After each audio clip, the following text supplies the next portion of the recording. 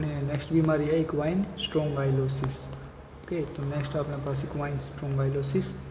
तो इक्वाइन स्ट्रोंगाइलोसिस के अंदर क्या है कि स्ट्रोंगाइलोसिस जो होती है वो हॉर्सेस, म्यूल्स और डंकी, इक्वाइन नाम है तो हॉर्सेस, म्यूल और डंकीज के अंदर कॉमनली देखी जाती है।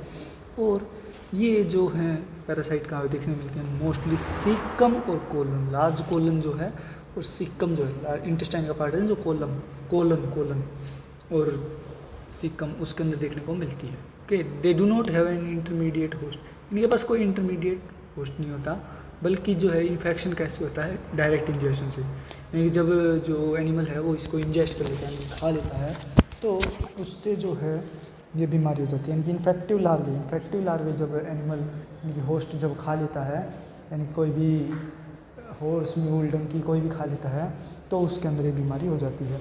और स्ट्रोंगाइल्स जो होती हैं वो broadly divided into large and small one. तो दो कैटेगरीज होती हैं स्ट्रोंगाइल्स की, जो स्ट्रोंगाइल पैरासाइट्स हैं इसकी दो कैटेगरीज होती हैं, एक तो होती है लार्ज, एक होती है स्मॉल। ठीक है, तो लार्ज स्ट्रोंगाइल्स जो होते हैं उसके अंदर कौन कौन आता है, स्ट्रोंगाइलस वल्गैरिस और स्ट्रोंगाइलस एडेंटेट्स। तो स्ट्रोंगाइलस वल्गैरिस और स्ट्रोंगाइलस एडेंटेट्स ये किसकी कैटेगरी में आते हैं, लार्ज स्ट्रोंगाइलस की कैटेगरी में आते हैं। और साथ ही साथ स्ट्रोंगाइलस इक्वाइंस, तो स्ट्रोंगाइलस इक्वाइंस, स्ट्रोंगाइलस नॉट स्ट्रैंगल्स, स्ट्रोंगाइलस इक्वाइंस, स्ट्रोंगाइलस वल्गैरिस, स्ट्रोंगाइलस एडेंटेट्स, ये सारे किसकी कैटेगरी में आते हैं, लार्ज स्ट्रोंगाइल्स की कैटेगरी में आते हैं। और ये जो होती है ब्लड सकर्स होते हैं, ये खून को चूसते रहते हैं, ये जहाँ जहाँ प्रेजेंट होंगे, जैसे सिक्कम और लार्ज कोलन में जहाँ पे प्रेजेंट होंगे वहाँ से ब्लड को जो है चूसते रहेंगे। तो स्ट्रोंगाइलस वल्गैरिस, स्ट्रोंगाइलस एडेंटेट्स, स्ट्रोंगाइलस इक्वाइंस, ये सारे लार्ज स्ट्रोंगाइल्स की कैटेगरी में आते हैं। और स्मॉल स्ट्रोंगाइल्स की कैटेगरी में कौन कौन आता है, लेस पैथोजेनिक होते हैं पर डू नॉट सक ब्लड। तो स्मॉल स्ट्रोंगाइल्स जो होंगे वो ब्लड सक नहीं करते हैं, वो ब्लड खून नहीं चूसते, पर वो कम पैथोजेनिक होते हैं, थोड़े कम पैथोजेनिक होते हैं। ओके, तो अब है स्ट्रोंगाइलस वल्गैरिस। तो अपने पास है स्ट्रोंगाइलस वल्गैरिस। स्ट्रोंगाइलस वल्गैरिस क्या होता है, this parasite burrows into the intima of the mesentery artery. तो मिजेंट्रिक आर्टरी जो है, मिजेंट्रिक आर्टरी जो आर्टरी यानी कि जो ब्लड वेसल जो है मेजेंट्री तक खून पहुंचाती है, उसके अंदर क्या कर देंगे, उसके अंदर ये जो है पेनिट्रेट करेंगे, बरो यानी कि गड्ढा कर देंगे, यानी कि जब ये वहाँ पे अटैच होंगे उस मेजेंट्री आर्टरी के ऊपर अटैच होंगे तो उसकी जो ट्यूनिका इंटीमा जो है उसके अंदर जो है ये बरो यानी गड्ढा कर देंगे, उसके अंदर छेद सा कर देंगे। और फिर क्या करेंगे, हीमोरेज होगा, उस छेद के कारण हीमोरेज होगा, नेक्रोसिस होगा, और the formation of thrombus by the deposition of fibrin and accumulation of cell and debris. तो उससे क्या होगा, सेल के अंदर नेक्रोसिस होगा। नेक्रोसिस क्यों होगा, क्योंकि नेक्रोसिस कब होता है, death of the cell in the living being या फिर death of tissue in the living body, that is non necrosis. तो नेक्रोसिस क्यों हो सकता है, नेक्रोसिस तभी हुआ, अब सेल है या फिर ब्लड वेसल है वो अपना नॉर्मल फंक्शन कर रही हैं, सेल तक अपना अच्छा काम चीज़ें पहुंचा रही हैं, तो उसके अंदर कोई दिक्कत नहीं होगी। अब मान लो वही कंडीशन है, एक घर है, ठीक है, एक घर है, वो है थोड़ा दूर, यानी गांव से थोड़ा दूर है या शहर से थोड़ा दूर है, तो अब वो जो घर है उसके घर के लोग किसके ऊपर डिपेंड होंगे, पूरी तरीके से आसपास की दुकानों पर डिपेंड होंगे। जो उस शहर के अंदर दुकान होंगी उसके ऊपर डिपेंड होंगे, और जो गांव के अंदर दुकान होगी उसके ऊपर डिपेंड होंगे। चलो मान लो शहर है, ठीक है, शहर के पास है वो घर, वो शहर से थोड़ा 10 किलोमीटर दूर है वो घर, ठीक है, शहर से वो घर कितनी दूर है, 10 किलोमीटर दूर है। तो वो जो वो उस घर के लोग होंगे वो किस चीज़ के ऊपर डिपेंड होंगे, उस शहर के दुकानों पर डिपेंड होंगे, ताकि वो अपना जो है ग्रोसरी का सामान ला सकें और जो काम की चीज़ें हैं वो सारी चीज़ें ला सकें, तो वो उसके ऊपर डिपेंड होंगे। तो उस कंडीशन के अंदर क्या हुआ, अब उस शहर को और उस घर को क्या चीज़ जोड़ती है, सड़क जोड़ती है।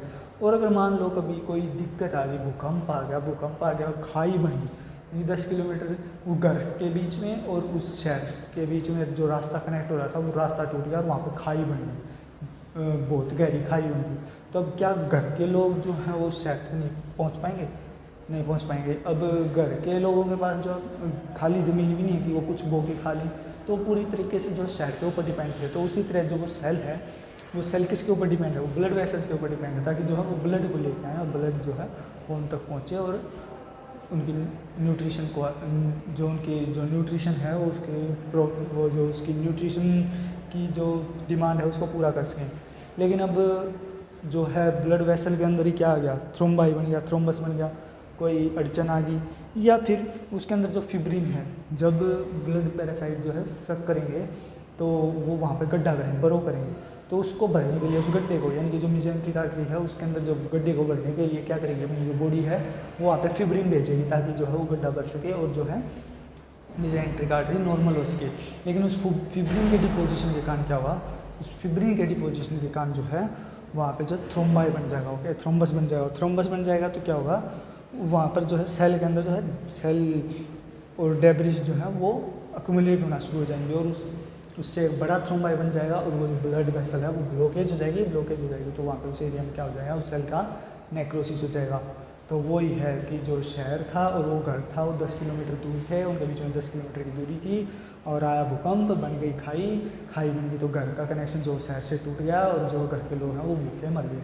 ओके, तो वैसे ही जो सेल है, जब ये ब्लड सकिंग पैरासाइट जो है, यानी कि ये जो स्ट्रोंगाइलस पैरासाइट है, ये क्या होगा, ब्लड बरो करेगा, उस मेसेंट्रिक आर्टरी के अंदर जो है गड्ढा करेगा, उस गड्ढे को भरने के चक्कर में जो है बॉडी का इम्यून सिस्टम फिब्रिन भेजेगा, वहाँ पे सेल डेब्रिस भी इकट्ठी होंगी, और वो जब ज़्यादा अमाउंट में बढ़ जाए थ्रोम्बाई बनेगा तो उसका और सेल का कनेक्शन टूट जाएगा, ब्लड का और सेल का कनेक्शन टूट जाएगा, और जो है उसकी न्यूट्रिशनल जो रिक्वायरमेंट है वो कंप्लीट नहीं हो पाएंगी, और उससे जो है नेक्रोसिस होगा। तो फिर ये है दिस में समटाइम्स ऑक्लूड द ल्यूमन। तो ये जो ल्यूमन के अंदर भी ये जो है कई बार जो है ज़्यादा से ज़्यादा बड़ी ये सिस्टम देखने को मिल सकता है, यानी कि ल्यूमन को भी ब्लॉकेज कर सकता है, ओके, ल्यूमन के अंदर ब्लॉकेज देखने को मिल सकती है। इन क्रोनिक केसेस, तो क्रोनिक केसेस के अंदर क्या देखना है, parasite initiate the proliferation of fibrous tissue in the intima and adventitia, so the wall is very much thicken. तो इस केस के अंदर क्या, क्रोनिक केस के अंदर, क्रोनिक का मतलब है लॉन्ग पीरियड ऑफ टाइम, यानी कि आज अगर वो पैरासाइट इंटेस्टाइन के किसी ब्लड वेसल के अंदर या किसी पार्ट के अंदर जब घुस गया तो वो आज तो कोई दिक्कत नहीं गया, 3-4 दिन दिक्कत नहीं गया, 1-2 महीने दिक्कत नहीं गया, अगर उसको साल हो गया तो क्रोनिक केस डेवलप कर गया। क्रोनिक केस का मतलब वो और जो है अपनी दिक्कतें पैदा कर देगा। तो उस क्रोनिक केस के बीच में, यानी कि उस 1 साल के बीच में वो क्या कर देगा, उस एरिया के अंदर और उस इंटेस्टाइन के अंदर क्या करेगा, वो फाइब्रस टिश्यू का प्रोलिफरेशन, तो उस अब जगह वहाँ पे जो है उसके गड्ढे ही मिलेंगे, यानी वो अपने गड्ढे करता रहेगा उस ल्यूमन के अंदर, यानी कि जो इंटेस्टाइन है उसकी जो वो वॉल है उसके ऊपर जो वो गड्ढे करता रहेगा, बरो करता रहेगा, ताकि जो खून चूस सके, ताकि वो मेसेंट्रिक आर्टरी से खून ले सके। तो उससे क्या होगा, गड्ढे करेगा तो जो बॉडी का सिस्टम उन गड्ढों को रिपेयर करने के लिए फाइब्रस टिश्यू भेजता रहेगा, तो फाइब्रस टिश्यू का प्रोलिफरेशन देखने को मिलेगा। और कहाँ का देखने में, ट्यूनिका इंटीमा और ट्यूनिका एडवेंटिशिया। तो जो ब्लड वेसल की ट्यूनिका इंटीमा है और ट्यूनिका एडवेंटिशिया है, उसके अंदर हमें क्या देखने मिलेगा, उसके अंदर हमें जो है फाइब्रस टिश्यू का प्रोलिफरेशन देखने मिल रहा है, इससे ज़्यादा फाइब्रस टिश्यू जो है वो बन जाएगा। और उस कारण से क्या हुआ, फाइब्रस टिश्यू का डिपोजिशन के कारण क्या हुआ, जो ब्लड वेसल की वॉल है, जो दीवार है, वो थिकन हो जाएगी, उससे ज़्यादा थिकन। तो इस केस के अंदर क्या हुआ, in this tissue lymphocyte and oedema fluid infiltrate and verminous arthritis result. तो ये जो इंपॉर्टेंट वर्ड है वर्मिनस अर्थराइटिस, तो नो आर्थराइटिस नहीं, arteritis, okay, arteritis, sorry, arthritis नहीं है, आर्टेराइटिस है, verminous arteritis, okay, verminous arteritis देखने में मिलेगी। क्या होगा, इसके अंदर जो है लिम्फोसाइट WBC आएंगे, हाँ ठीक है WBC आएंगे, और उसके बाद क्या, एडिमा। अब WBC तो आ गई, एडिमा का सिस्टम कौन समझ में आया, क्या क्यों आया, कैसे आया, क्या कारण है इसका कारण है जो पैरासाइट है, पैरासाइट ब्लड सक करेगा, फीसिस निकालेगा, और फीसिस जो होंगी वो बॉडी के लिए किस चीज़ का काम करेंगे, टॉक्सिक सब्सटेंस का काम करेंगे, टॉक्सिक सब्सटेंस का काम करेंगे। फॉरेन बॉडी है, तो बॉडी क्या करेगी, अपनी जो है इम्यून सिस्टम में वो ट्रिगर होगा, इम्यून सिस्टम ट्रिगर होता है, एंटीबॉडीज छोड़ेगी, और वो एंटीजन की तरह काम करेंगे, वो जो उनकी फीसिस है वो एंटीजन की तरह काम करेंगे, बॉडी जो है अपनी साइड से एंटीबॉडी छोड़ेगी, उनके बीच में घमासान युद्ध होगा, और फिर जो है इन्फ्लामेशन होगा, इन्फ्लामेशन के अंदर एक स्वेलिंग आती है, स्वेलिंग किस कारण, एडिमा होगा, तो इस कारण से एडिमा जो है वो इन्फिल्ट्रेट होगा, यानी कि एडिमा भी ज़्यादा मात्रा में वहाँ पे देखने को मिलेगा। क्या देखने को मिलेगा, अब पैरासाइट है, पैरासाइट ब्लड सकिंग करेगा, ट्यूनिका एडवेंटिशिया, ट्यूनिका इंटीमा के अंदर जो है छेद करेगा, तो वहाँ पे जो है WBC उसको रिपेयर करने के लिए आएंगी। फर्स्ट के कौन होती हैं, जो एक छोटे बच्चे होते हैं तो छोटे बच्चों से जाकर पूछोगे कि बॉडी के अंदर जो है हमारी रक्षा यानी कि प्रोटेक्शन करने वाली कौन सी सेल होती है, वो बताएं WBC। तो उसी तरह जो है इनके पैरासाइट के इन्फेस्टेशन से बचाने के लिए वहाँ पे कौन आएगा, WBC आएंगे। ओके, फिर WBC आएंगी तो पैरासाइट क्या करेगा, वो फीसिस निकालेगा तो टॉक्सिक सब्सटेंस दे देगा, इन्फ्लामेशन होगा, एडिमा होगा, तो वहाँ पे एडिमा देखेगा। तो इसे हम क्या करेंगे, वर्मिनस आर्टेराइटिस।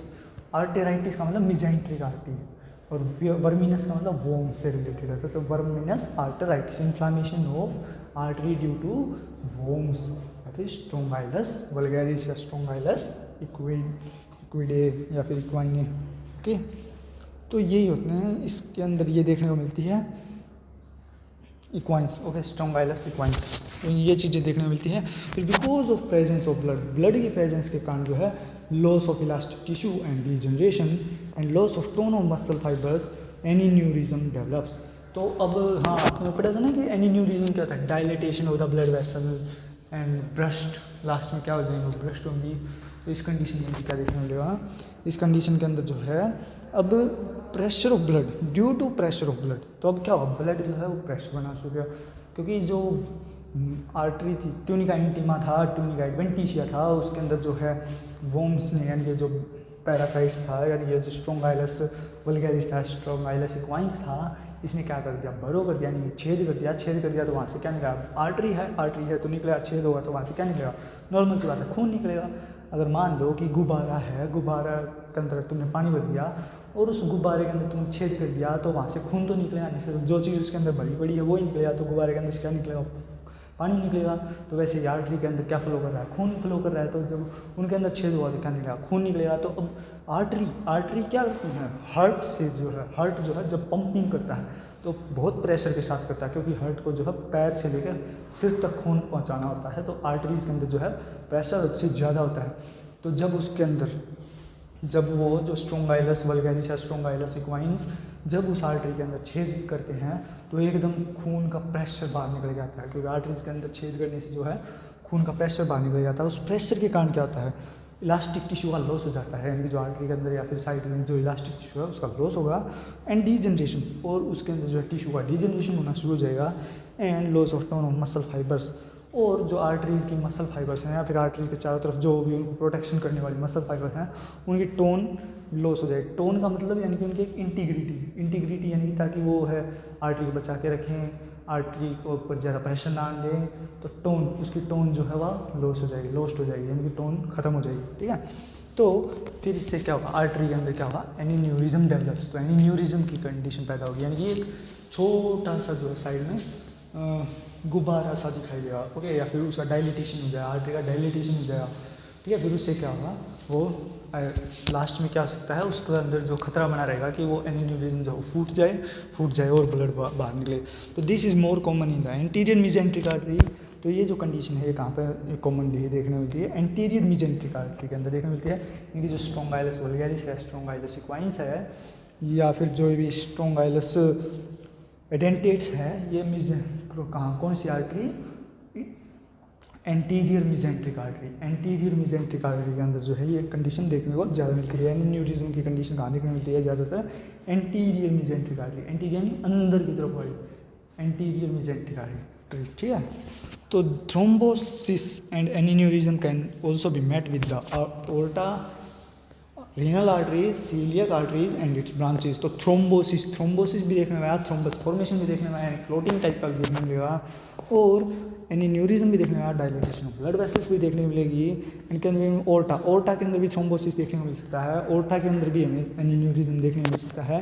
रीनल आर्टरीज, ऐसी आर्टरीज जो किडनी को सप्लाई करती हैं, उसके अंदर थ्रोम्बस देखने को मिल सकता है, उसके अंदर भी हमें क्या देखने को मिल सकता है, थ्रोम्बस के साथ साथ एनीन्यूरिज्म देखने को मिल सकता है। फिर सीलियक आर्टरी, सीलियक यानी जो पीछे पोस्टीरियर पार्ट को जो भी आर्टरी जो है या पेट के अंदर की जो भी आर्टरी है उसको जो सप्लाई करती है, उसके अंदर भी हमें क्या देखने को मिलता है, थ्रोम्बस देखने को मिल सकता है, एनीन्यूरिज्म देखने को मिल सकता है, और एंड इट्स ब्रांचेज, और जो इनकी ब्रांचेज होती हैं उनके अंदर, या सीलियक आर्टरी की जो भी ब्रांचेज हैं, ठीक है, तो रीनल आर्टरी की जो भी ब्रांचेज हैं इसके अंदर भी हमें थ्रोम्बोसिस देखने को मिल सकता है, इसके अंदर भी हमें क्या देखने को, एनीन्यूरिज्म देखने को मिल सकता है।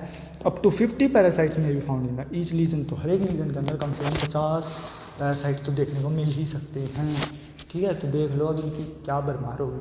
ठीक है, हर एक लीजन का मतलब है जिस पार्ट के अंदर अफेक्टेड है, जिस अफेक्टेड पार्ट के अंदर, जिस टिश्यू के अंदर देखेंगे।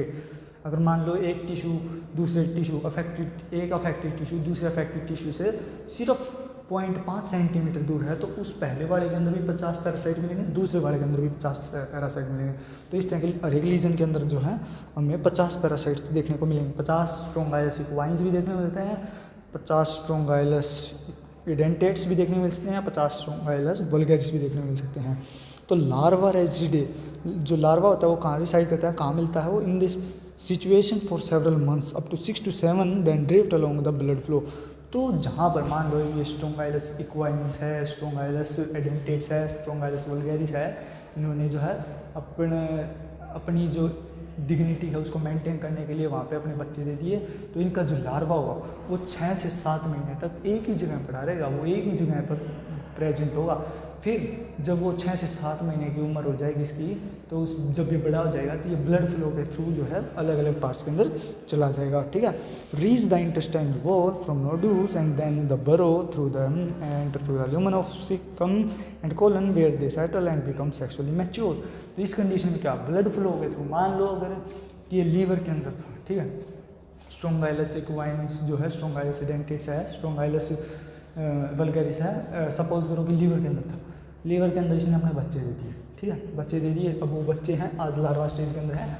अब मान लो 6-7 महीने हो गए, अब मान लो 7 महीने हो गए, तो वो जो बच्चे हैं उसमें 7 महीने पहले जो है लीवर के अंदर बच्चे दिए थे, आज वो बच्चे 7 महीने के हो गए।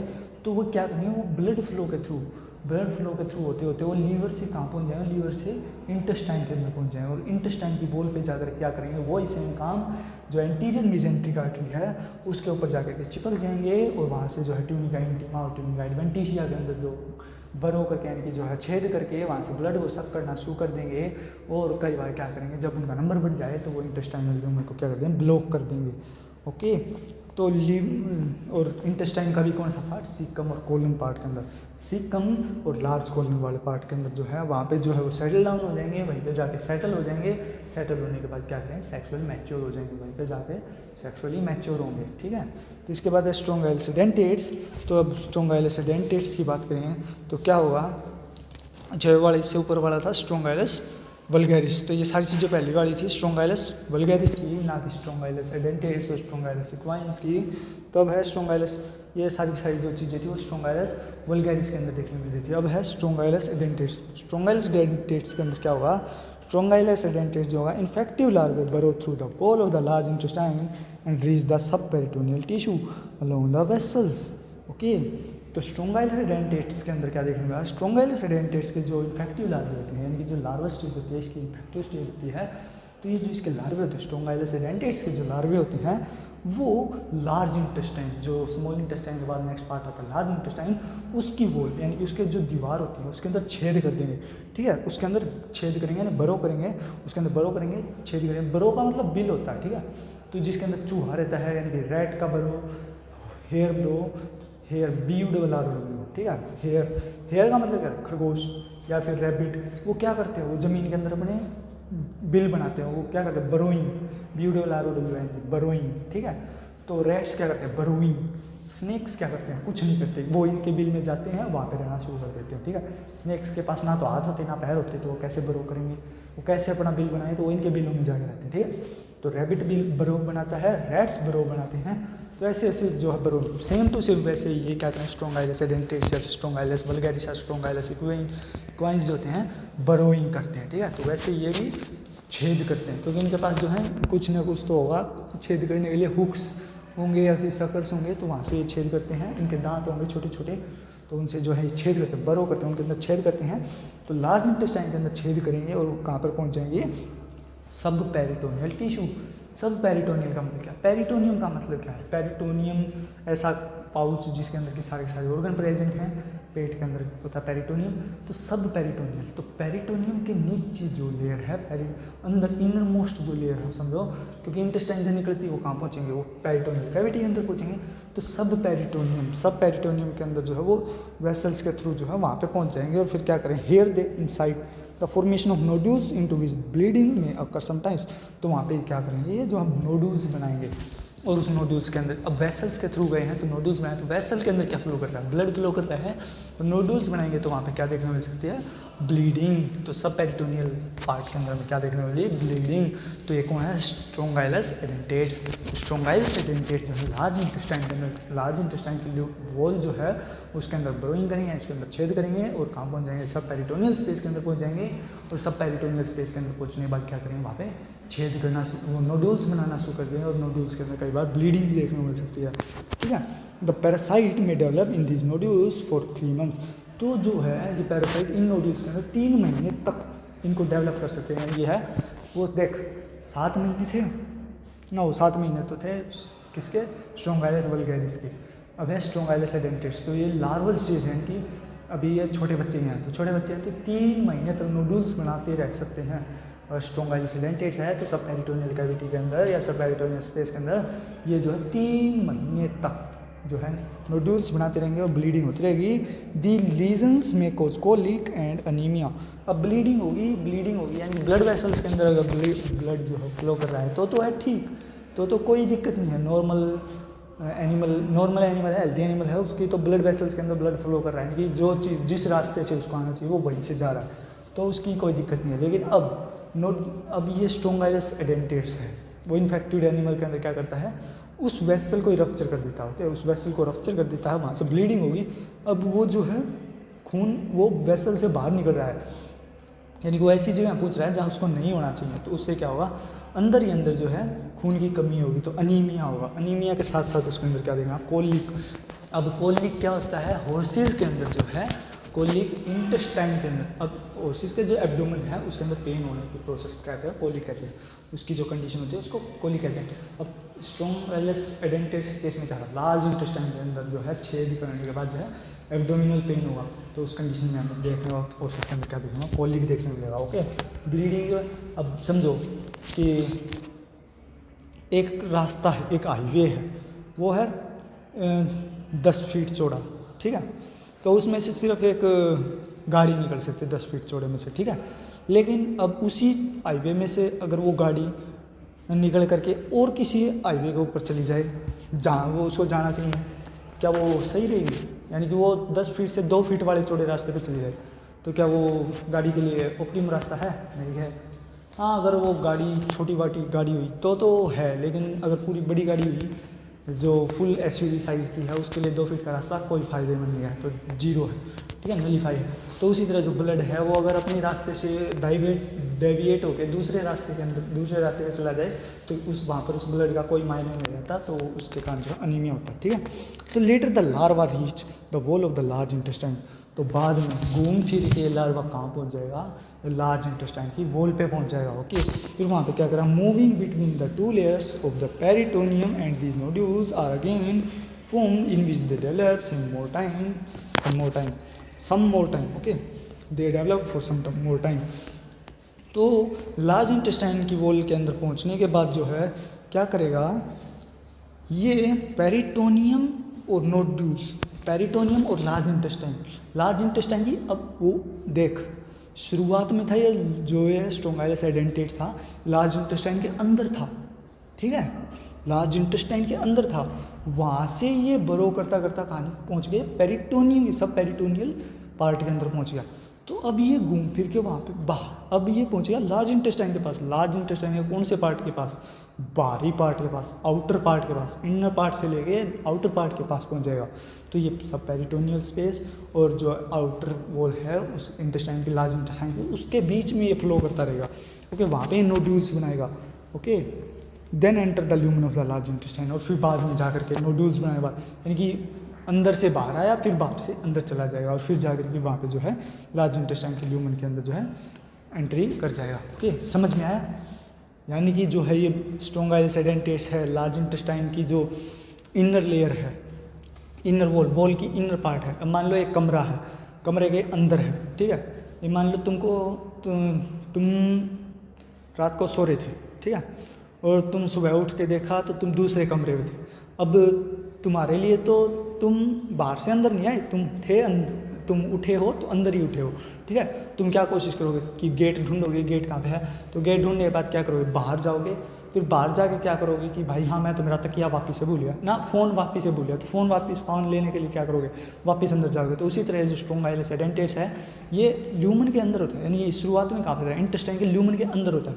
फिर क्या करता है, ये वहाँ से बरो करता है, ओके, वहाँ पे छेद करता है और कहाँ पहुँच जाता है, सब पेरिटोनियल एरिया के अंदर पहुँच जाता है। सब पेरिटोनियल एरिया के अंदर नोड्यूल्स बनाने के बाद ये क्या करता है, ये वापस से जो है लार्ज इंटेस्टाइन के पास पहुंच जाता है। अब लार्ज इंटेस्टाइन के पास कैसे पहुंचा, मैंने क्या कंडीशन बताई थी, तुम उठे थे, तुम्हारे लिए तुम कहाँ पर उठे, तुम दूसरे कमरे के अंदर उठे, तो तुम क्या करोगे, बाहर जाओगे और फिर तुम्हें याद आएगा तुम्हें तुम्हारा फ़ोन लेना था, तो तुम क्या करोगे, वापस से अंदर आओगे। तो उसी तरह वापस से अंदर आओगे, उससे जस्ट पहले कंडीशन, अंदर एंट्री करने से जस्ट पहले कंडीशन। तो वैसे ही जो स्ट्रॉन्ग आइलेस सेडेंटेट्स है कि इंटेस्टाइन के अंदर बाहर, अब ये इंटेस्टाइन की वॉल के बाहर है, लार्ज इंटेस्टाइन की वॉल के बाहर है, यानी कि लार्ज इंटेस्टाइन की आउटर पार्ट के वॉल का आउटर पार्ट और जो सब पेरिटोनियल एरिया है उसके बीच में है, वहाँ पे नोड्यूल्स बनाएगा और फिर ये लार्ज इंटेस्टाइन के अंदर छेद करना शुरू करेगा, लार्ज इंटेस्टाइन की आउटर वॉल के अंदर छेद करना शुरू करेगा। क्योंकि इसके आँख तो है नहीं और ना इसके पास गूगल मैप है कि भाई रास्ता कहाँ पे है, मैंने पहले कहाँ पे छेद किया था, मैं वहाँ से वापस एंट्री करूँगा। तो ये अलग अलग जगह पे से जाके एंट्री करता है, तो बनाएगा छेद शुरुआत में कहीं और अंदर आने के लिए वापस से छेद बनाया कहीं और, ठीक है। तो वैसे ये काम करेगा। तो फिर वापस से क्या होगा, अंदर चला जाएगा, इंटेस्टाइन के ल्यूमन के अंदर चला जाएगा, वापस ये इंटेस्टाइन के ल्यूमन के अंदर चला जाएगा। तो ये है स्ट्रॉन्ग आइलेस सेडेंटेट्स का रास्ता, ठीक है। फिर इसके बाद स्ट्रॉन्ग आइलेस इक्वाइन्स। तो स्ट्रॉन्ग आइलेस इक्वाइन्स क्या करता है, the third stage larva reach the serous membrane by burrowing through the wall of the cecum and colon and there initiate the formation of nodules। तो इस कंडीशन के अंदर क्या हुआ, थर्ड लार्वल स्टेज। अब लार्वा की भी 3 स्टेज होती होंगी इसकी स्ट्रॉन्ग आइलेस इक्वाइन्स की, first larval stage, second larval stage और थर्ड लार्वल स्टेज। क्या पता फर्स्ट के अंदर बेचारे ऐसे हों कि ये कुछ ही ना कर पाएँ, सेकंड के अंदर इनको थोड़ी ही जो है इन्होंने नॉलेज गेन की कि कैसे कैसे जो है छेद करने हैं, कैसे कैसे कहाँ से कहाँ जाना है, क्या पता है पढ़ाई करते हैं उस टाइम पे। थर्ड स्टेज के अंदर थोड़े मैच्योर हैं, थर्ड स्टेज के अंदर इनको ये पता चल गया कि छेद कैसे करते हैं, इनके पास इक्विपमेंट आ गए वो वाले। तो थर्ड लार्वल स्टेज के अंदर क्या हुआ, स्ट्रॉन्ग आइलेस इक्वाइन्स। तो वही है सेम इंसान के बच्चे की तरह, ठीक है। तो इंसान का बच्चा जो होता है 3 स्टेज कर लो, 30 साल तक की उम्र का मान लो, ठीक है। तो 30 साल की उम्र तक का 10 साल की मान लो, तो 10 साल अगर मान लो कि इंसान का बच्चा जो है इनएक्टिव मतलब यानी कि उसको जो है आखिरी में जाके पढ़ाई करनी है, ठीक है, पढ़ाई करके जो है नौकरी लेनी है, ठीक है। नौकरी के अंदर जो है उसे मशीन ऑपरेट करनी है, ठीक है, मशीन चलानी है, मशीन मतलब उसको जो है तनख्वाह अच्छी मिलेगी उस काम की, तो उसे मशीन चलानी है। तो शुरुआत में क्या करेंगे, उसके शुरू के 10 साल वो नॉर्मल घूमता फिरता रहेगा, उसे कोई दिक्कत नहीं वो, ठीक है। फिर सेकंड 10 साल यानी 11 से 20 साल की उम्र तक क्या करेगा, उसको उस मशीन की जानकारी दी जाएगी, सिर्फ किताबी ज्ञान दिया जाएगा कि भाई ये मशीन ऐसी है वैसी है वैसी है, या फिर शक्ल दिखा दी जाएगी कि हाँ भाई ये मशीन ये है, ठीक है। अगली 21 से 30 साल तक क्या करेंगे, उसको कई बार मशीन के ऊपर बिठाएंगे या फिर मशीन से दूर ले जाएंगे, उसको थोड़ा प्रैक्टिकल एक्सपीरियंस देना शुरू करेंगे। फिर 30 साल क्या करेगा, वो 30 साल का होती है जो है फिर वो मशीन चलाना ही शुरू कर दिया, ओके, मशीन को ऑपरेट करेगा, धड़ाधड़ मशीन ऑपरेट करेगा। तो वैसे ही जो है इसका एक स्ट्रॉन्ग आइलेस इक्वाइन्स का 3 लार्वल स्टेज है। शुरू की जो लार्वल स्टेज होगी उसके अंदर इनएक्टिव रहेगा, इसको कोई दिक्कत नहीं है, या अपना मस्त है। और फिर सेकंड लार्वल स्टेज के अंदर क्या है, समझो कि इसको भी जो है इसके जो बड़े बूढ़े हैं, इसके दादा दादी नाना नानी, इसके टीचर्स जो हैं वो ज्ञान दे रहे हैं कि जो है इंटेस्टाइन के अंदर कैसे छेद करना है, कैसे क्या करना है, सिर्फ बता रहे हैं, यानी कि छेद करना नहीं सिखा रहे। तो थर्ड लार्वल स्टेज के अंदर क्या हुआ, थर्ड लार्वल स्टेज के अंदर जो है इसके टीचर्स या इसके जो प्रोफेसर होंगे वो इसको ये सिखाएंगे कि छेद कैसे करते होगे, वो इसको छेद करना सिखाएंगे। फिर थर्ड लार्वल स्टेज के अंदर ये क्या करेगा, अपने आप छेद करना शुरू कर देगा, ओके। तो इसके अंदर जो है ये जो सीकम और कोलन यानी कि लार्ज इंटेस्टाइन का जो सीकम और कोलन पार्ट है उसका जो सीरस मेम्ब्रेन है उसके अंदर जो है ये छेद करना शुरू कर देगा, उसके अंदर बरोइंग करना शुरू कर देगा। फिर क्या होगा, initiate the formation of nodules, और बरो करने के बाद है वहाँ पे नोड्यूल्स बनाना शुरू कर दिया, ओके। बरो यानी कि छेद करने के बाद क्या करना शुरू कर दिया, वहाँ नोड्यूल्स बनाना शुरू कर दिया, in which they develop and become 4th stage larvae. और फिर वहाँ पे नोड्यूल्स बनाने के बाद जो है उसके अंदर छेद करने के बाद क्या हो गया, वहाँ पे डेवलप होंगे और 4th स्टेज के ऊपर जाएंगे। अब क्या होगा, वो जो 30 साल का इंसान था, 30 साल का इंसान जब उसने मशीन ऑपरेट करना सीख लिया तो वहाँ पे जो है वो एक्सपीरियंस गेन करेगा। तो एक्सपीरियंस गेन करने के बाद क्या है, उसके अंदर इतनी कैपेसिटी आ जाएगी वो दूसरों को सिखा सके, तो वो अपनी 4th स्टेज के ऊपर पहुँच जाएगा। 31 से जो है 40 की उम्र के बीच में जो है अपनी 4th स्टेज के ऊपर पहुँच जाएगा। तो सेम टू सेम ये जो है स्ट्रॉन्ग आइलेस इक्वाइन्स जो है ये भी अपनी वहाँ पे जो है इंटेस्टाइन के ल्यूमन के अंदर छेद करने के बाद नोड्यूल्स बनाएगा और अपनी फोर्थ स्टेज के अंदर जो है डेवलप कर जाएगा। ओके, फोर्थ डेवलपिंग स्टेज के अंदर जो है लार्वे की फोर्थ स्टेज के अंदर एंट्री कर जाएगा by moulting in about 11 days. तो मोल्टिंग जो है मेनली हमने कहाँ पर देखा है, पोल्ट्री के अंदर, एलपीएम के अंदर मोल्टिंग क्या होता है, जब जो कोई हैन है या मुर्गी है वो अंडा दे देती है तो वो अपनी मोल्टिंग स्टेज के अंदर चली जाती है, यानी कि उसके अंदर जो है फीदर्स लॉस होना शुरू हो जाता है, उसके जो है कलर्स, उसका जो कोम्ब और वेटल है उनका कलर चेंज होना शुरू हो जाता है, और वो फिर बाद में वापस अपनी सेक्सुअल मैच, वो जब उसके 1-2 महीने हफ्ते होते हैं तो फिर वो वापस से अपना बॉडी वेट गेन ग्रो करना शुरू कर देती है, और उसके अंदर जो है ताकि अच्छे से प्रोडक्शन हो सके, इसलिए मोल्टिंग होती है। तो सेम टू सेम क्या होगा, जब वो थर्ड स्टेज के लार्वे होंगे और वो इंटेस्टाइन के अंदर छेद करेंगे नोड्यूल्स बनाएंगे, तो वहाँ पे क्या होगा, डेवलप होंगे, उसके अंदर डेवलपमेंट होगी, फोर्थ स्टेज ऑफ लार्वे के अंदर, यानी कि लार्वे की फोर्थ स्टेज के अंदर एंट्री कर जाएंगे। और ये क्या होगा, ये जो डेवलपमेंट होगी सिर्फ 11 दिन के अंदर होगी, तो इसको हम क्या कहेंगे, मोल्टिंग कहेंगे। ओके, स्ट्रोंगाइलस इक्वाइंस जो है वो फोर्थ स्टेज के अंदर सिर्फ 11 दिन के अंदर मोल्टिंग के थ्रू ही फोर्थ स्टेज में डेवलपमेंट हो जाएगी। ओके, थर्ड स्टेज से फोर्थ स्टेज के अंदर डेवलप हो जाएंगे। यानी कि मैं सोचा आप कन्फ्यूज हो गए भाई, मैंने लास्ट लाइन थोड़ी कन्फ्यूजिंग बोल दी, फोर्थ स्टेज से फोर्थ स्टेज मतलब गड़बड़ है, ठीक है। तो मतलब कि जो है स्ट्रोंगाइलस इक्वाइंस जो है, ये जो बैक्टीरिया नहीं, ये जो पैरासाइट है, स्ट्रोंगाइलस इक्वाइंस जो पैरासाइट है, वो जब इंटेस्टाइन, सीकम और कोलन की जो सीरस मेम्ब्रेन है उसके अंदर जब छेद करता, बरो करता है, तो फिर क्या हुआ, बरो करता है तो उस बरोइंग के 11 दिन बाद वहाँ पे नोड्यूल्स बनाएगा। तो उन नोड्यूल्स बनाएंगे, मान लो आज उसने छेद कर दिया, हाँ वो एंट्री कर गया उस एरिया के अंदर, तो आज से लेकर 11 दिन तक वो नोड्यूल्स बनाएगा, नोड्यूल्स बनाता रहेगा, और उसके अंदर कुछ ना कुछ चेंज आता रहेगा, उसकी बॉडी कॉन्फर्मेशन के अंदर चेंज आता रहेगा, 11 दिन तक चेंज आता रहेगा। तो इस 11 दिन के बीच में जो इसकी बॉडी कन्फर्मेशन 0 डे से लेकर 11 दिन तक जो इसकी बॉडी कन्फर्मेशन के अंदर चेंज आया है, जो इसने नोड्यूल्स बनाए, इस प्रोसेस को हम क्या कहते हैं, मोल्टिंग कहते हैं। और मोल्टिंग है तो 11वें दिन क्या कर जाएगा, ये जो है छेद करने के बाद जो है इस एरिया के अंदर जो है अपनी फोर्थ स्टेज ऑफ डेवलपमेंट के अंदर, लार्वल फोर्थ स्टेज के अंदर जो है एंट्री कर जाएगा। अब समझ में आ गया, ठीक है। Then they migrate through the peritoneal cavity, तब ये जाकर के पेरिटोनियल कैविटी के थ्रू माइग्रेट करते हैं, यानी कि पेरिटोनियल कैविटी के अंदर माइग्रेट करते हैं, यानी कि ये वहाँ पे चले जाते हैं, लार्ज इंटेस्टाइन से, सीकम और कोलन के सीरस मेम्ब्रेन से होते हैं, ये कहाँ पहुँच जाते हैं, लास्ट में ये पेरिटोनियल कैविटी के अंदर पहुँच जाते हैं, और कॉजिंग भी सब serous tunnels into the right lobe of the liver and, और फिर ये जो है पेरिटोनियल कैविटी के अंदर पहुंचते हैं, तो क्या पहुंचते हैं पेरिटोनियल कैविटी के अंदर, ये कहाँ घूमते लीवर के अंदर पहुंच जाते हैं। तो लीवर के अंदर पहुंच जाते हैं तो ये क्या करते हैं वहाँ पे, राइट लोब, लीवर का जो राइट लोब है, राइट लोब समझ गए ना, राइट लोब, राइट साइड का जो लोब है उसके अंदर क्या करेंगे, सब सीरस टनल्स। अब कहोगे ये वर्ड का मतलब क्या, सब का मतलब क्या था, नीचे, ठीक है, जस्ट नीचे।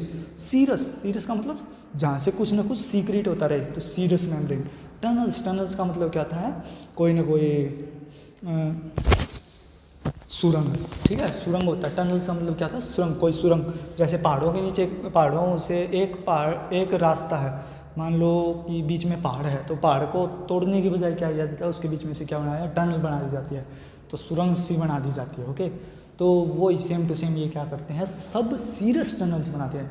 तो देख, अगर याद नहीं है ना कि राइट लोब ऑफ लीवर के अंदर सब सीरस टनल्स बनाए, तो ये जो स्ट्रोंगाइलस इक्वाइन ने सीकम और कोलन के किस पार्ट के अंदर बरो कर रहा था, किस पार्ट के अंदर छेद कर रहा था, सीरस मेम्ब्रेन के अंदर, सीरस म्यूकोजा के अंदर कहो या सीरस मेम्ब्रेन के अंदर कहो, वहाँ पे ये जो है छेद कर रहा था। तो उससे याद रखना कि सीरस मेम्ब्रेन से छेद करता हुआ ये कहाँ पहुँच गया, पेरिटोनियल कैविटी से होता ये कहाँ पहुँच गया, लीवर की जो सब सीरस स्पेस है, सब सीरस जो एरिया है उसके अंदर ये टनल्स बना लेगा, उसके अंदर ये सुरंग बना लेगा। Okay, right lobe of liver के अंदर ये सुरंग बना लेगा सब सीरस एरिया के अंदर, and wonder about that organ causing tunnels for about 6 to 7 weeks। अब ये क्या करेगा, देख, थर्ड स्टेज के से लेकर फोर्थ स्टेज के बीच में इसने कितने दिनों का गैप कंप्लीट किया, मोल्टिंग के बीच में 11 दिन का। अब ये कहाँ पहुँच गया, ये जो है पेरिटोनियल कैविटी से होता राइट लोब ऑफ लीवर के अंदर पहुँच गया, और उसने सब सीरस टनल्स बनाना शुरू कर दिया। अब ये टनल्स 6 से 7 हफ्ते तक बनाता रहेगा। ओके, तो ये जो है टनल जो होता है 6 से 7 हफ्ते तक बनाता रहता है। Okay, right lobe of liver के अंदर एंट्री की, मान लो इसने 11 से लेकर 14 दिन तक एंट्री की, ठीक है। 2 दिन के बीच में जाकर के जो है पेरिटोनियल कैविटी से होता है लीवर के पास पहुँच, ठीक है। सपोज करो, मैं बता नहीं रहा कि एग्जैक्ट तो नहीं पता कि कितने दिन में पहुँचता है, तो मान लो 2 दिन के अंदर पहुँचा कि आज इसने इंटेस्टाइन वॉल्यूम के अंदर जो है छेद करके ये जो है 11 दिन के अंदर मोल्टिंग करते करते ये 4th stage of larval stage के अंदर पहुँच गया। 4th stage of larval stage के बाद ये जो है पेरिटोनियल कैविटी अंदर पहुँचा, और जो पेरिटोनियल कैविटी के अंदर भी कुछ ना कुछ तो होगा जो इसको जो है अपोज करेगा, इसके लिए रेजिस्टेंस का काम करेगा। तो ये कहाँ पे मान लो कि लगभग अधमार के इसको 2 दिन मिल गए, 2 दिन में ये जो है राइट लोब ऑफ लीवर तक पहुँच गया। तो वहाँ पे जाते ही इसने क्या बनाना दिया, सब सीरियस टनल्स बनाना शुरू कर दिया। और अब जब ये राइट लोब ऑफ लीवर के अंदर पहुँचा, मान लो वो है 0th डे यानी कि 0वां डे, ठीक है। तो वहाँ से लेके जो है ये 2 से 6 से 7 हफ्ते तक 6 से 7 हफ्ते तक क्या बनाता रहेगा, सब सीरियस टनल्स ही बनाता रहेगा। कि ये कहेगा कि भाई तेरी पेरिटोनियल होस्ट तेरी पेरिटोनियल कैविटी ने मेरे इतना रेजिस्टेंस किया है, तो मैं तेरा लीवर के अंदर है ना आ तो गया हूँ, अब मैं यहाँ पे टनल्स बनाऊँ, तो वो आपको क्या बनाएगा, सब सीरियस टनल्स बनाएगा, ठीक है। तो later they enter the peritoneal cavity and the pancreas where they undergo 118 days after infection the host. तो अब 6 से 7 हफ्ते, 7 6 42 सतुष 49 डेज, ठीक है। 7 हफ्ते यानी कि 49 डेज। तो 49 डेज तक वो टनल बनाता रहेगा, सब सीरियस टनल बनाता रहेगा। अब क्या करेगा, वापिस टनल बनाते बनाते भाई इसका मूड खराब, जो कहा भाई लीवर तेरी कैपेसिटी आ गई, ठीक है, अब ये मज़ा नहीं आ रहा, चल 49 डेज यानी कि मान लो वो 50 दिन तक वो टनल्स बनाता रहा, सुरंग बनाता रहा, यानी कि इसका इंजीनियर जाग गया था कि भाई सुरंग बनानी है, मैं इंजीनियर की डिग्री लेकर आ रहा हूँ तो मैं सुरंग बनाऊँ, ठीक है।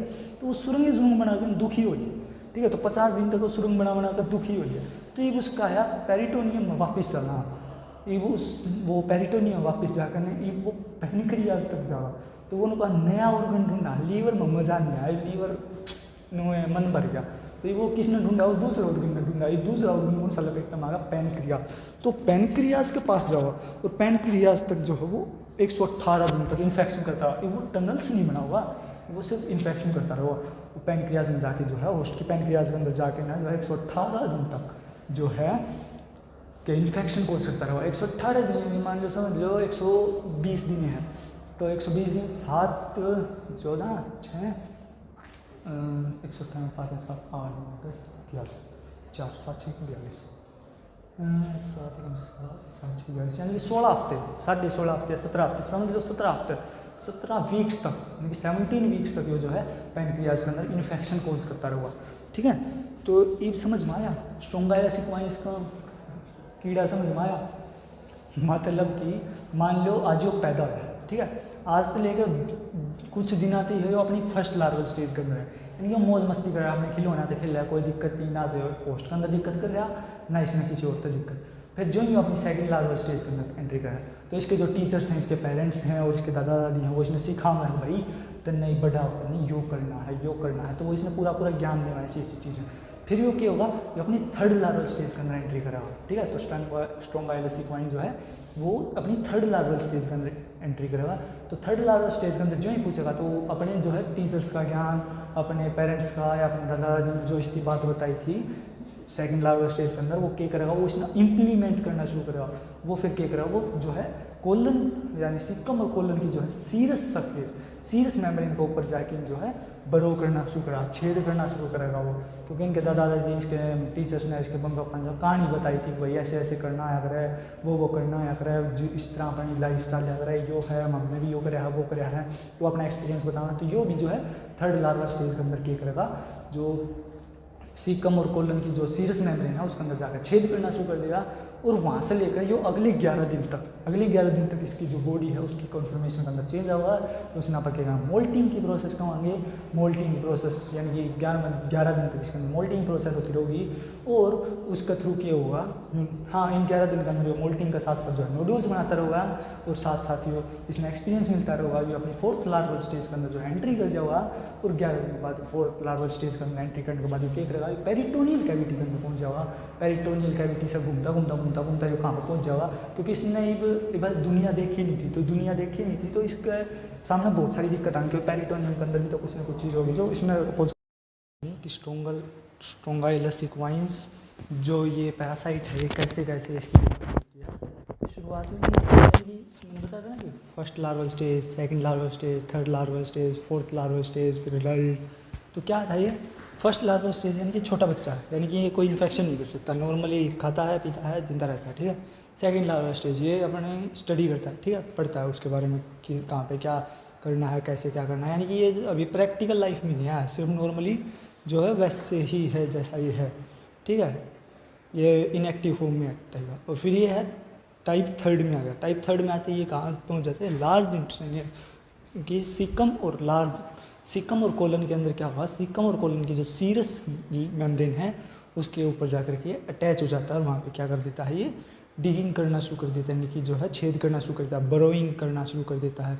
और फिर वहाँ से लेकर के जब वो उसको बरो कर लेता है, फिर वहाँ से लेके अगले 11 दिन तक उसके अंदर कुछ सेगमेंटल चेंज आते हैं, जिसे कि हम क्या कहते हैं, मोल्टिंग कहते हैं, मोल्टिंग कहते हैं। और वहाँ पे इन 11 दिन के अंदर क्या बनाता है, नोड्यूल्स बनाता है। और इस 11 दिन के पीरियड के दौरान क्या होता है, थर्ड लार्वल स्टेज से जो है फोर्थ लार्वल स्टेज के अंदर एंट्री कर जाता है। ओके, फिर अब ये कहाँ पर जाएगा, ये पेरिटोनियल कैविटी के अंदर जाएगा। अब ये 11 दिन बाद कहाँ पर जाएगा, पेरिटोनियल कैविटी के अंदर जाएगा। फिर पेरिटोनियल कैविटी से होता ये कहाँ पर जाएगा, सारी दिक्कतों को सामना करते हुए ये लीवर के अंदर जाएगा। लीवर की जो सीरस मेम्ब्रेन है, लीवर के अंदर जो है वो सब सीरस टनल्स बनाएगा। लीवर यानी कि right lobe of the liver के अंदर ही क्या करेगा, सब सीरस टनल्स बनाएगा। ओके, सब सीरस टनल्स बनाएगा, यानी कि अगले 6 से 7 हफ्ते तक, यानी कि अगले 6 से 7 हफ्ते तक इस लीवर के अंदर सब सीरस टनल्स बनाएगा। और फिर जब इसका मन भर जाएगा कि हाँ भाई इंजीनियरिंग तो कर ली, सारी इंजीनियरिंग का भूत उतर गया, अब मैं और किसी ऑर्गन को देखूँगा, लीवर से मन भर गया, तो फिर वो कहाँ पर जाएगा, वो फिर घूमता फिर वापस पेरिटोनियल कैविटी से होता कहाँ जाएगा, वो पैनक्रियाज के पास जाएगा। ओके, पैनक्रियाज के अंदर फिर ये अगले 118 दिन तक जो है पैनक्रियाज के अंदर क्या करता रहेगा, इन्फेक्शन करता रहेगा। ओके, पैनक्रियाज का या फिर होस्ट के जो अदर ऑर्गन्स है उसके अंदर जो है अगले 118 दिनों तक ये जो है, यानी 6.5 से 7 हफ्तों तक जो ये है इन्फेक्शन करता रहेगा। फिर जो फाइनल इक्डाइसिस बिकम सेक्सुअली मैच्योर। फिर ये जो लास्ट का इक्डाइसिस है या फिर इक्डाइसिस है जो ये लास्ट का, तो इसका मतलब यानी कि इनके बच्चों को क्या कहते हैं, इक्डाइडिस, ठीक है। तो फोर्थ लार्वल स्टेज के बाद ये लास्ट क्या है, इसकी इक्डाइडिस, इसको हम कहते हैं इक्डाइडिस, इक्डाइसिस नॉट इक्डाइडिस, सॉरी अगर अपन गलत बोल रहे हैं तो इक्डाइसिस, एक बार थोड़ा ध्यान दे लेना, ठीक है। इक्डाइसिस, तो फाइनल इक्डाइसिस जो क्या हो जाता है, वो सेक्सुअली मैच्योर हो जाते हैं। लास्ट के जो फाइनल इक्डाइसिस होते हैं वो सेक्सुअली मैच्योर हो जाते हैं। और आफ्टर रिमेनिंग इन द, अब ये इक्डाइसिस क्या हो जाएंगे, इक्डाइसिस जो है वो सेक्सुअली मैच्योर हो जाएंगे। और फिर ये जो बचे हुए जो remaining in the abdominal cavity and pancreas for a long time, अब ये कहाँ जाएंगे, अब ये जो लीवर से घूमते घूमते कहाँ से आ गए थे, ये आ गए थे पेरिटोनियल कैविटी के अंदर, पैनक्रियाज के अंदर।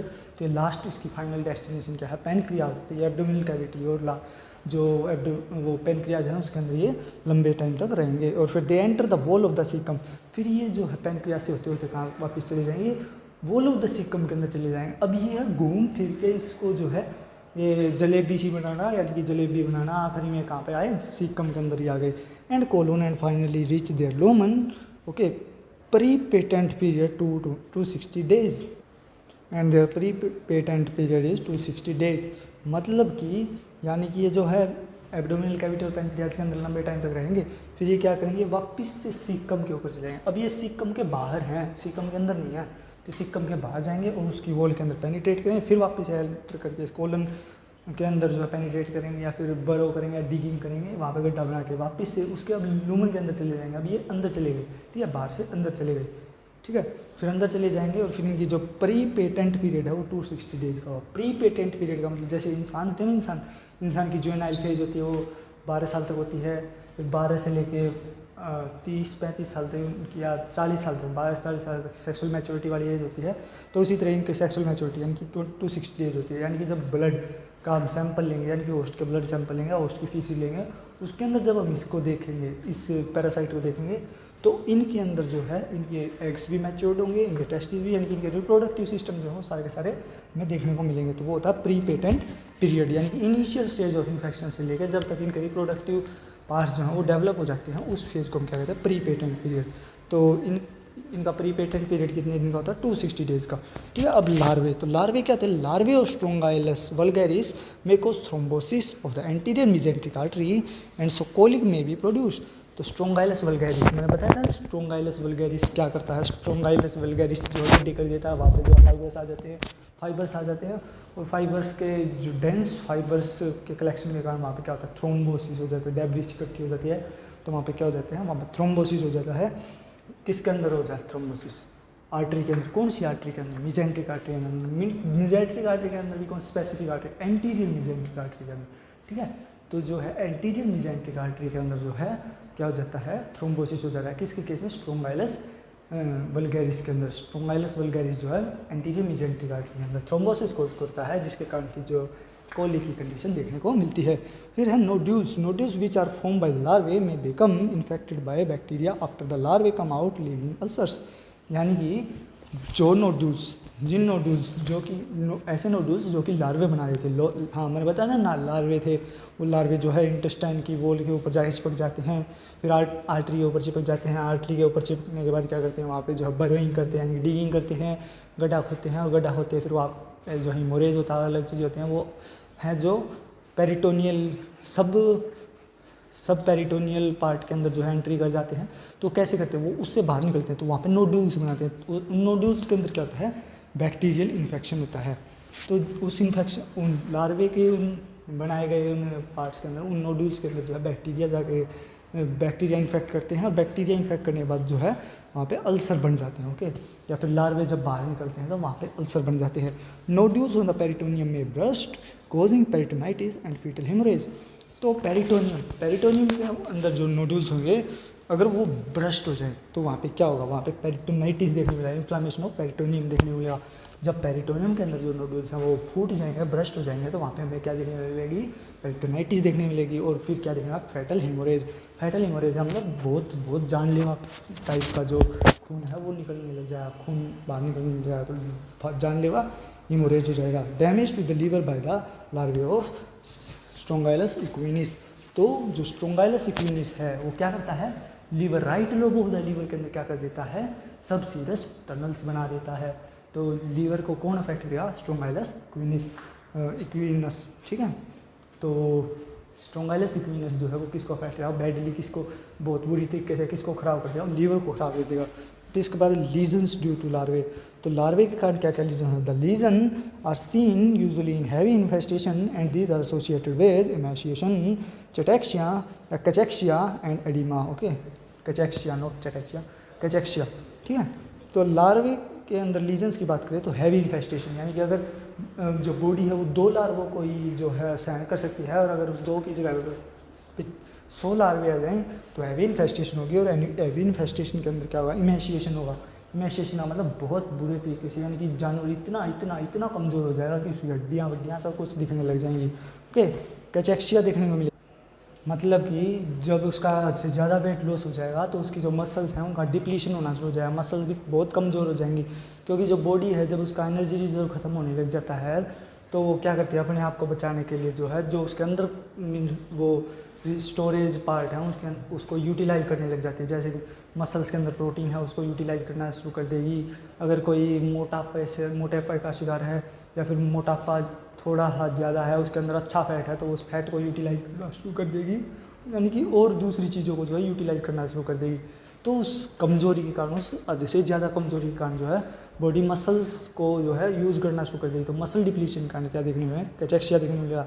एंड एडिमा देखने को मिलेगा, क्योंकि जो बैक्टीरिया के जो पैरासाइट है ये बॉडी के लिए क्या फॉरेन सब्सटेंस है, तो वहाँ पे क्या आएगा, एंटीजन एंटीबॉडी रिएक्शन, एंटीजन की तरह काम करेगा। एंटीजन की जगह बॉडी क्या छोड़ेगी, एंटीबॉडी छोड़ेगी, फिर वहाँ पे क्या इन्फ्लामेशन में 5 कार्डियल साइन, रूबर, ट्यूमर, कैलेडोलर, फंक्शनल एशिया। तो वहाँ पे क्या ट्यूमर यानी कि स्वेलिंग, तो स्वेलिंग किसकी वजह से, एडिमा, ओके। एडिमेटस फ्लूइड हो जाएगा वहाँ पे, ठीक है। लार्वे, एक चीज़ समझ लेना, अगर पैथोलॉजी का है तो सिस्टम, अगर कोई भी चीज़ है जो बॉडी से अलग चीज़ है, चाहे कुछ भी हो, वहाँ वो एक एंटीजन की तरह काम करेगी। अगर वो बॉडी के अंदर चली गई तो वो एक एंटीजन की तरह काम करेगी, एंटीजन की तरह काम करेगी तो एंटीबॉडीज़ आएंगी तो इन्फ्लेमेशन होगा तो ये सारे साइंस देखने मिलेंगे, और उसके बेसिस के ऊपर बता देना कि क्या चीज़ क्या काम आता है, ठीक है। तो अब क्या होगा, म्यूकोजा ऑफ द सीकम में रिवील पेटिशियाई।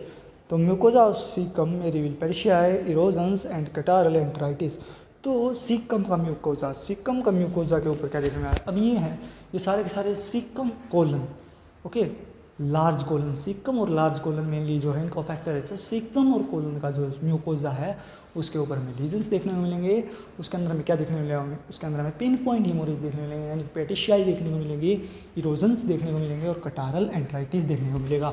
ठीक है, तो कटारल एंट्राइटिस देखने को मिलेगा। देर में भी सब म्यूकोजल एडिमा, सब सीरस हीमोरेज और कोज बाय माइग्रेटिंग लार्वे, तो ऐसे लार्वे जो एक जगह ना पड़े रह करके अलग अलग जगह पर जाते हैं, ओके, यानी ये जो है वो उस सिक्का को या इंटेस्टाइन को जो है पेनिट्रेट करके बाहर निकल जाते हैं, वहाँ नोडल्स बना के वहाँ से बाहर निकल जाते हैं और पेरिटोनियल कैविटी के अंदर चले जाते हैं और अलग अलग ऑर्गन्स के पास चले जाते हैं, यानी कि माइग्रेटिंग लार्वे होते हैं, यानी कि इनको एक जगह बैठे रहना पसंद नहीं होता, ये अलग अलग जगह जाते हैं। तो माइग्रेटिंग लार्वे जो होते हैं उनके कारण हमें क्या देखने मिला, सब म्यूकोजल एडिमा देखने मिलेगा।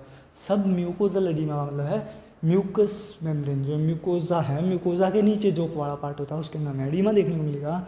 और सब सीरस हीमोरेज, यानी कि जो सीरस कैविटी है, सीरस पार्ट जो है उनके नीचे वाला जो हिस्सा है, बिल्कुल जस्ट नीचे वाला, उसके अंदर हमें हीमोरेजेस देखने को मिलेंगे।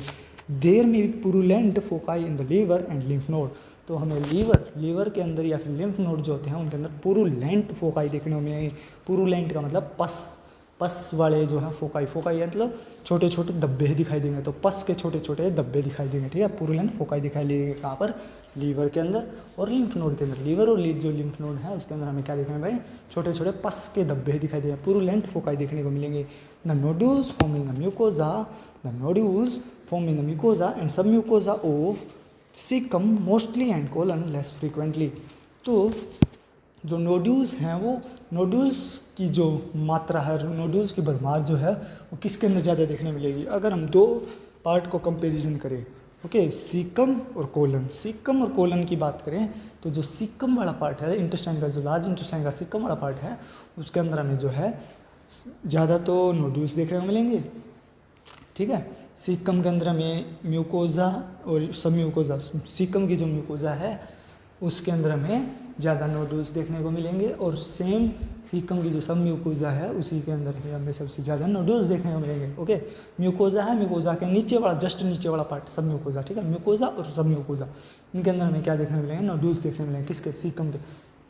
अगर हम दो पार्ट, लार्ज इंटेस्टाइन के दो पार्ट सीकम और कोलन, इन दोनों को कंपेयर करके देखें तो जो सीकम वाला पार्ट है उसकी म्यूकोजा और उसके बस जस्ट नीचे वाला पार्ट यानी सब म्यूकोजा के अंदर हमें ज़्यादा क्या नोड्यूल्स देखने पड़ेंगे, किसके कंपैरिजन में, कोलन के कंपैरिजन में।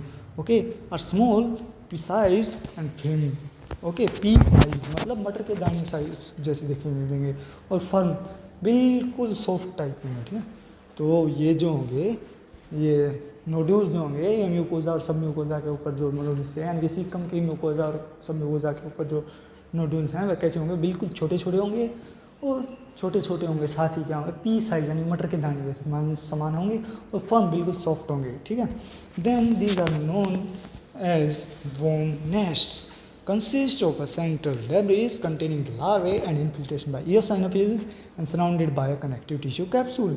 तो ये जो म्यूकोजा और सब म्यूकोजा के अंदर जो नोड्यूल्स थे जो कि बिल्कुल छोटे छोटे थे, पी साइज थे, मटर के दाने के बराबर थे और जो फर्म थे बिल्कुल सॉफ्ट थे, उन्हें हम क्या कहते हैं, उन्हें हम वोम नेस्ट्स कहते हैं। वोम नेस्ट यानी वोम का मतलब कीड़े, नेस्ट मतलब उनके घोंसले। वोम नेस्ट जहाँ पर जो कीड़े पाए जाते हैं, कीड़े के अंडे पाए जाते हैं वो कहते हैं, ओके, वोम नेस्ट कहते हैं। ठीक है, वोम का मतलब कीड़े, नेस्ट का मतलब क्या होता है, घोंसला। जैसे पक्षियों का घोंसला होता है, चिड़िया का घोंसला, वैसे ही उनको इंग्लिश में कहते हैं नेस्ट कहते हैं, वोम नेस्ट।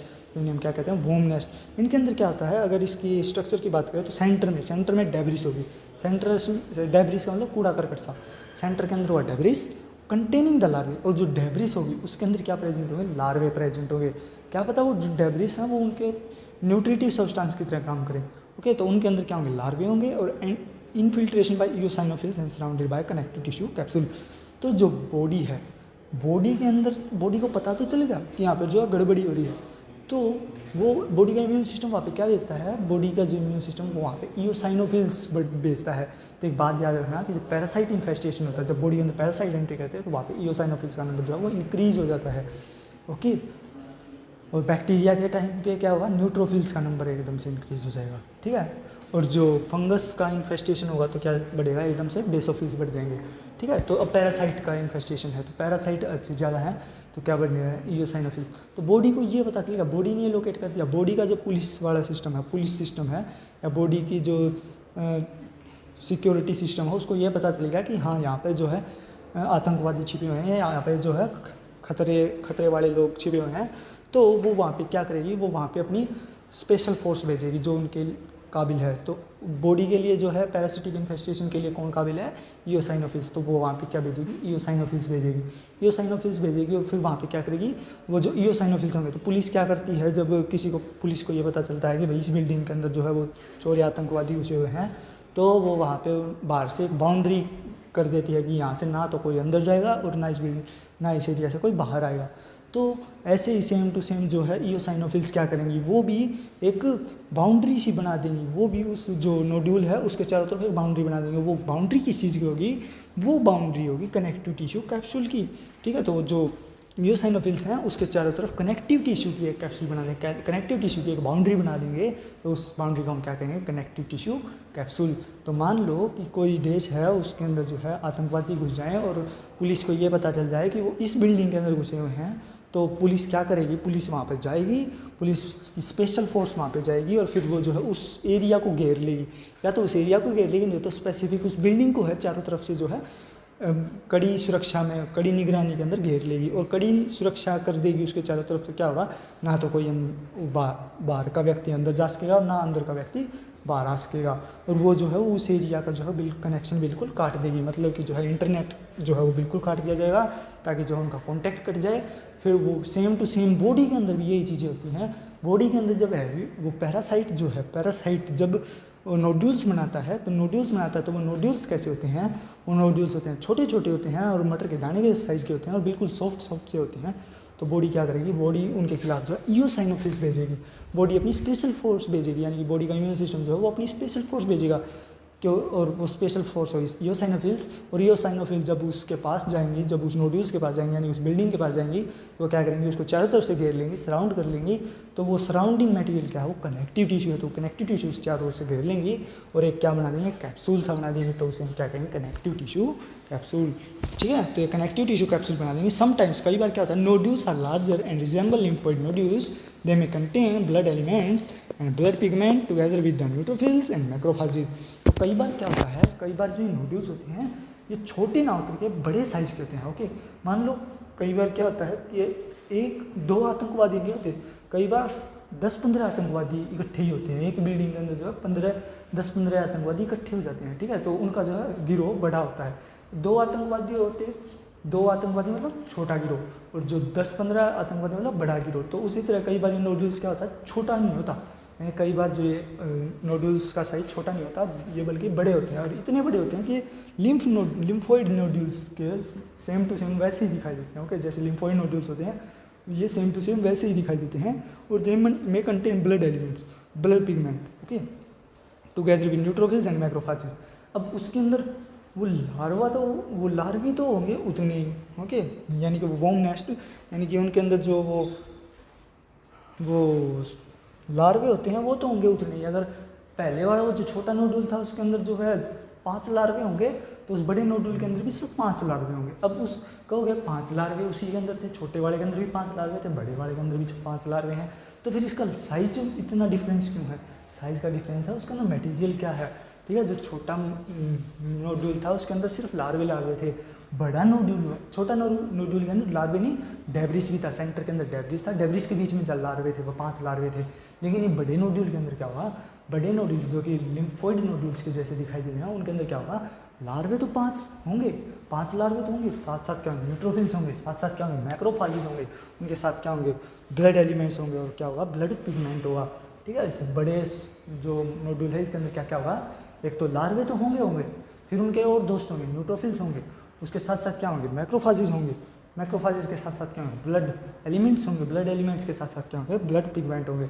कई बार क्या होता है कि कुछ देश के अंदर कुछ होनहार लोग होते हैं, वो क्या करते हैं, अगर उनको भी पता लग जाए कि यहाँ पर आतंकवादी हैं, तो अपनी जान को जोखिम में डाल के जो है और लोगों को बचाने के लिए जो है वो उस बिल्डिंग में अंदर रश कर देते हैं, ठीक है, या फिर वहाँ पे चले जाते हैं। तो वैसे सेम टू सेम जो है ये न्यूट्रोफिल्स और मैक्रोफेजेस भी सेम वही काम करने की कोशिश करते हैं। ओके, तो सेम वही काम करने की कोशिश करें, क्योंकि जो ब्लड है, ब्लड एलिमेंट्स और ब्लड पिगमेंट्स हैं, वो समझ लो कि जो है वो आम आदमी है, ठीक है। और जो ये 5 लार्वे हैं ये हैं आतंकवादी, और जो न्यूट्रोफिल और इयोसाइनोफिल्स हैं ये हैं वो होनहार लोग, ठीक है। तो क्या हुआ, सेम टू सेम ये उन ब्लड एलिमेंट और ब्लड पिगमेंट को बचाने के लिए, यानी कि ब्लड एलिमेंट और ब्लड पिगमेंट को बचाने के लिए जो है वो उस नोडुल के अंदर एंट्री कर जाते हैं, और वो जो नोडुल है उसका साइज़ बढ़ जाता है। साइज़ बढ़ जाता है, वो कितना बड़ा होता है, लिम्फोइड नोडुल के जैसा दिखाई देने लग जाता है, ओके।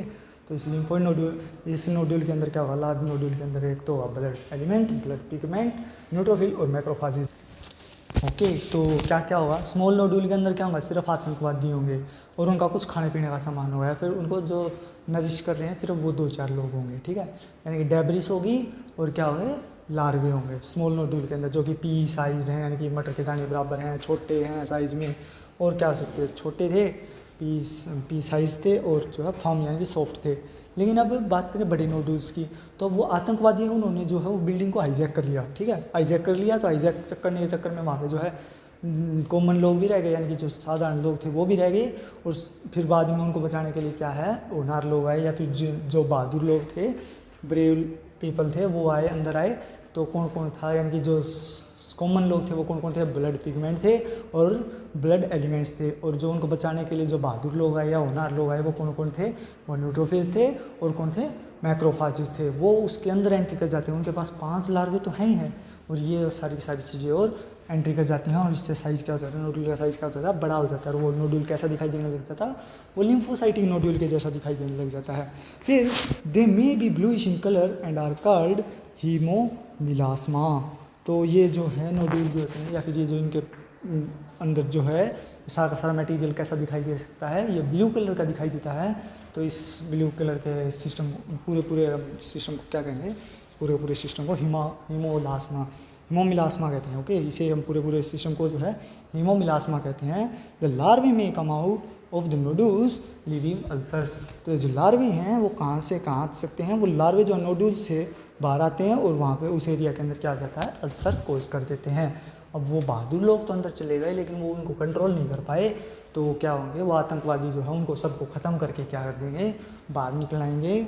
तो क्या होगा, तो उस एरिया के अंदर यानी वो लार्वे, आतंकवादी जो हमने लार्वे बताए थे, वो लार्वे जो है उन सबको ख़त्म करके क्या होगा, उस नोडुल से बाहर निकलाएंगे, उस लार्व नोडुल से बाहर निकलाएंगे, और उस एरिया के अंदर क्या हो जाएगा, उस एरिया के अंदर अल्सर हो जाएगा, विच हील बाय स्कार टिश्यू। जो स्कार टिश्यू है वो उसको हील करना शुरू कर देगा, यानी कि जो स्कार टिश्यू है वो उस चीज़ को हील करना शुरू कर देगा। Heavy scar formation specially round the ball में कोज स्टीनोसिस, ओके। यानी कि जो स्कार हीलिंग की प्रोसेस होती है उसके अंदर जब स्कार बनता है तो स्कार टिश्यू जो होता है उस एरिया को हील कर देता है। और जब हैवी इन्फेस्टेशन हो जाती है, यानी कि जो जब हैवी स्कार बन जाता है, तो उसके केस के अंदर क्या होगा, स्पेशली राउंड द बोवेल, जो बोवेल है यानी कि जो इंटेस्टाइन है, इंटेस्टाइन को जो है वो बिल्कुल जो है प्लेन कर देता है, ओके, राउंड कर देता है, ओके, राउंड द बोवेल। तो वो इंटेस्टाइन को राउंड कर देता है, और उसके कारण क्या होगा, स्टीनोसिस हो जाते हैं। स्टीनोसिस का मतलब नैरोइंग, तो जो इंटेस्टाइन है उसकी नैरोइंग हो जाती है, और जो लार्वे हो जाते हैं वो डाई हो जाते हैं, मे बी कैल्सीफाइड, और फिर बाद में क्या होंगे, लार्वे मरने के बाद क्या हो जाएंगे, कैल्सीफाइड हो जाएंगे, तो बॉडी उनको कैल्सीफाई कर देगी, ओके।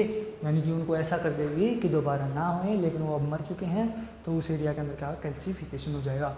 तो मतलब कि ये सारी कबाड़ किसके अंदर होती है, इंटेस्टाइन के अंदर हो रही थी। इंटेस्टाइन के अंदर उन्होंने छोटे नोडल्स भी बनाए, इंटेस्टाइन के अंदर उन्होंने बड़े नोडल्स भी बनाए, और साथ में स्कार फॉर्मेशन भी की, और स्कार टिश्यू ने उसको हील करना शुरू कर दिया। लेकिन अगर स्कार हद से ज़्यादा बड़ा हुआ तो उसके अंदर जो बोवेल के अंदर राउंडनेस हो जाएगी, यानी कि जो इंटेस्टाइन है वो बिल्कुल जो है प्लेन हो जाएगी, और फिर बाद में क्या होगा, उस एरिया के अंदर क्या स्टीनोसिस होगा, यानी कि नैरोइंग हो जाएगी, और फिर बाद नैरोइंग कोज करेगी। लास्ट में क्या होगा, जब लार्वे मर जाएंगे, तो लार्वे मर जाएंगे तो उनका कैल्सिफिकेशन कर दिया जाएगा, तो बॉडी उनको क्या कर देगी, कैल्सीफाई कर देगी, ओके। लार्वे दैट डाई में भी कैल्सीफाइड, जो लार्वे मर जाएंगे उनको बॉडी क्या कर देगी, कैल्सीफाई कर देगी, ओके।